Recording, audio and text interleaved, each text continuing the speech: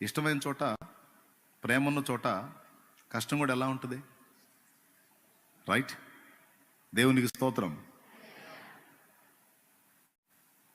ప్రారంభంలో భర్త ఒక కూర అడిగితే భార్య 3 కూరలు చేసిద్ది. అసలు కష్టం ఫీల్ అయిద్దా? దేవునికి స్తోత్రం. సేమ్ భర్త కూడా మూర పూలు అడిగితే భార్య 3 మూరలు తెస్తాడు. అస్సలు కష్టం ఫీల్ అవుతాడా? స్తోత్రం. ముక్కు పొడగ అడిగితే మెడలోకి చైన్ వేపిస్తాడు. అస్సలు కష్టం ఫీల్ అవుతాడా? నో. ప్రారంభంలో వాళ్ళిద్దరికి ఉండేటువంటి ఆ ప్రేమ సరైనటువంటి పాళ్లలో ఉన్నందున, కొలతలో ఉన్నందున ఈమె కోసం ఆయన పడే ప్రయాస ఆయన కష్టం అనిపించదు. ఆయన కోసం ఏమో 3 కూరలు చేసినా 30 కూరలు చేసినా ఏమో కష్టం అనిపించదు. వచ్చిన తర్వాత కొసరు వడ్డిస్తుంటే 1 కూర అనుకున్నాను 3 చేసావే నువ్వు అంటే చాలా కష్టపడ్డట్టున్నావు నువ్వు, నిన్ను చాలా శ్రమ పెట్టినట్టున్నానని ఏం మాట్లాడితే ఏం కష్టం అండి, తినండి, ఇంకొంచెం చేసేదా, ఇది బాగుంటుంది. అసలు నాకు ఇదేం కష్టం, అసలు నాకేమనిపించలే, అసలు మిమ్మల్ని జ్ఞాపకం చేసుకుంటూ చేశాను, అసలు నాకేమనిపించలే. 3 ఏంటి 30 అయినా చేస్తాను మీకోసం. హలో, అవునా కదా? Praise the Lord. హల్లెలూయా. రాను పేషెంట్లు అవుతారు ఇద్దరు. అంటే ఉండాల్సిన సమతుల్యత దెబ్బతిని ఇది ఫస్ట్ లవ్ ఎఫెక్ట్ అయ్యి ఇద్దరికి ఒకరికొకరు పెనుభారం అయిపోతారు. 3 కూరలు వండే మనిషి 1 కూర వండి వాడి మొహాన వేయటమే కష్టం. ఎందుకైనా మంచిదని సీజన్లో 5-6 రకాల పచ్చళ్ళు పెట్టి లైన్లో పెట్టుకుంటారు. దేవునికి వందనాలన్న, దేవునికి స్తోత్రం కలుగును గాక. ఏం చేస్తారు?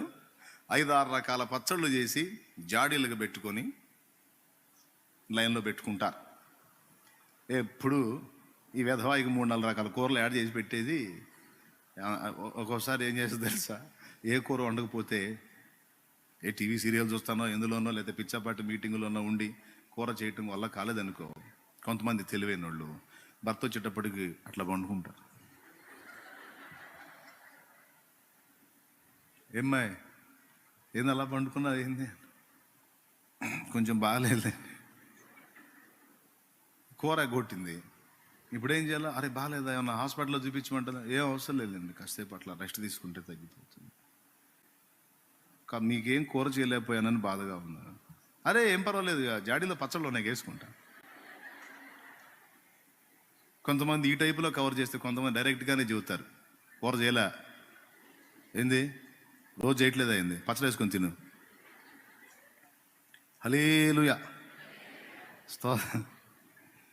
యథార్థం మాట్లాడుకుందాం, అవునా కదా? మన దైనందిన జీవితంలోనే బోల్డ్ అని బ్రతుకు పాఠాలు, ఆ బ్రతుకు పాఠాల్లోనే ఆత్మీయ పాఠాలు కూడా బోల్డ్ అని ఉన్నాయి సరిగ్గా ఆలోచిస్తే. స్తోత్రం చెప్తారు గట్టిగా. ఏం దెబ్బతింది? మనుషులు ఆ మనుషులే కదా. ప్రారంభంలో 3 కూరలు ఇబ్బంది కలగని వ్యక్తికి చివరిలో 1 కూర చేయటం కూడా కష్టమైపోయింది. ఎందుకు? ఆ 1 కూర చేసేటప్పుడు కూడా ఎన్నిసార్లు ఆ బాండీలో వేయించేటప్పుడు ఆ కర్మాన్ని కొట్టిద్దో ఏమో తెలియదు. భర్త విషయం కూడా అంతే.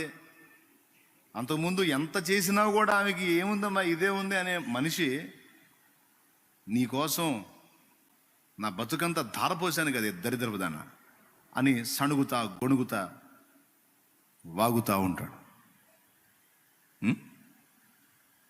ఎందుకు ఇద్దరు ఇట్లా పేషెంట్లు అయిపోయారు? ఫస్ట్ ఉన్న టైప్ ఇప్పుడు ఎందుకని లేరు? ఇద్దరికి ఏం రోగం వచ్చింది అంటే ప్రేమ అనేది తగ్గిపోయింది. ప్రేమ తగ్గినప్పుడు ఏది చేయాలన్నా మహా కష్టంగా ఉంటుంది. ఇప్పుడు సింపుల్గా అర్థమైద్ది. ప్రేమ ఫుల్గా ఉందనుకో ఎంతైనా చేయబుద్ధి అయిద్ది. ఏమీ నొప్పి అనిపించదు, ఏమీ ప్రయాస అనిపించదు, ఏమీ కష్టం అనిపించదు, ఏమీ భారం అనిపించదు, ఏమీ ఇబ్బంది అనిపించదు. అది ఎప్పుడైతే ఎఫెక్ట్ అయిందో ఆటోమేటిక్గా అన్నీ కష్టమే. కనీసం సహజీవనం కూడా కష్టమే, కలిసి మాట్లాడటం కష్టమే, కలిసి గడపటం కష్టమే, కలిసి తినటం కష్టమే, కలిసి ఉండటం కష్టమే. చేస్తూ ఉంటారు, అన్నీ చేస్తూనే ఉంటారు, కుటుంబంలో బాధ్యతలు కదా, ఏం చేద్దాం, దొల్లిపోతుంది చేస్తున్నా అన్నట్టుగా ఉంటుంది. మ్యారేజ్లో జోక్ చెప్తూ ఉంటాను నేను. కొత్తగా పెళ్ళైన భార్యాభర్తలు వైట్ అండ్ వైట్ వేసుకొని, చట్టా పట్టాలు వేసుకొని, ఒక తార్ రోడ్డు మీద జోరును వర్షం పడుతుంటే అతుక్కొని వస్తున్నారంట. ఏం పాట పాడుకుంటూ వస్తున్నారు మొత్తానికి. ఇద్దరు, ఒకరు ఈమె చేయి అటు పోయింది, ఆయన చేయి ఇటు వచ్చింది, ఇద్దరు అట్లా పట్టుకుని రోడ్డు మీద, తార్ రోడ్డు మీద జోరును వాన పడుతుంది, నడుచుకుంటూ వెళ్ళిపోతున్నారు. సేవకుడు సేవకురాలు ఇద్దరు ఒక పాక లాంటిది ఉంటే దానిలో ఉన్నారంట, వర్షం పడుతుందని. వాళ్ళు భార్యాభర్తలే, సేవకుడు సేవకురాలు. వీళ్ళు కొత్త జంట, వాళ్ళు రోడ్డు మీద వెళ్తున్నారు. పాస్టమ్ గారు చూసి ముచ్చటపడి, ఏమండి క్రొత్త జంట అనుకుంటాను, క్రొత్తగా పెళ్ళైనట్టుంది, అసలు వాళ్ళు ఎంత అన్యోన్యంగా ఉన్నారు కదా, అసలు వాళ్ళు హత్తుకున్నారు కదా, వారి మధ్య గాలి కూడా జొరబడే అవకాశం లేదు కదా, ఏమంటారు అందట. అప్పుడు ఆయన అన్నాడు నిట్టూరు పిడిచి, ఇప్పుడు గాలి కూడా జొరబడదు, ఇంకో సంవత్సరం తర్వాత వాళ్ళ మధ్య గడ్డి లారీ కూడా పోయిద్ది అన్నాడు. గడ్డి లారీ అంటే ఎంత ఉంటుంది? లారీ ఎంత అయితే దానికి మళ్ళీ అంత ఆ పక్క అంత ఈ పక్క ఉంటుంది అన్నమాట.